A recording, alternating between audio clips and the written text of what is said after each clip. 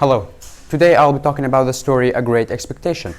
We're currently on the chapter 2, A Christmas Day. The first part was already explained by another student, so I'll be talking about the second part. So, Joe and Pip followed the soldiers out in the cold. It was getting dark now and it started to rain as they got near the old fort. The soldiers were walking quickly, but since Pip was a child, he couldn't keep up with them. So, Joe picked him up and carried him on his back.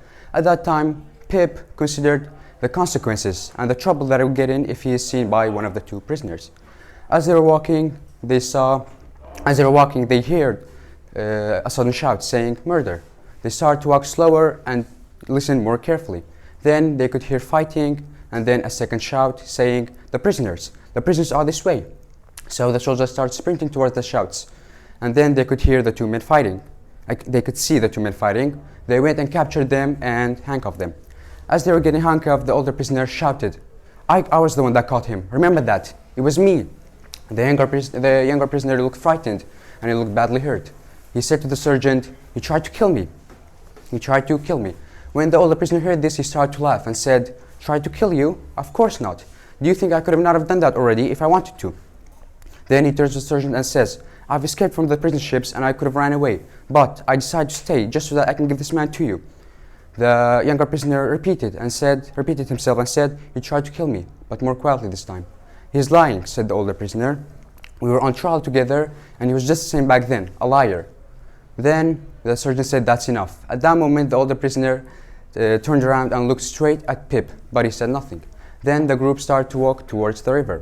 After an hour, they reached the prison ships. Before being brought back inside, the older prisoner spoke to the sergeant and said, "I want to confess to something.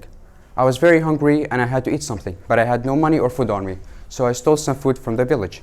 I stole some food from the blacksmith's house. I stole some cheese, some meat, and a meat pie." Then the sergeant turns around and looks at Joe to see if he can confirm this. Joe says, "Yes, actually. My wife had just realized that those ingredients and the meat pie had gone from our house." After hearing this, the older prisoner realized that Joe was actually the blacksmith.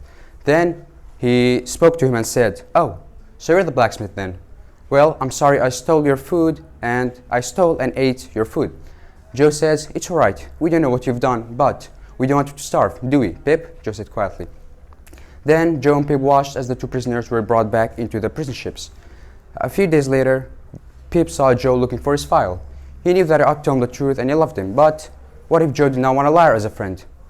So because of that logic, Pip decided that he had better not say anything. So that was the end of episode 2 of the story A Great Expectation. Thanks for listening.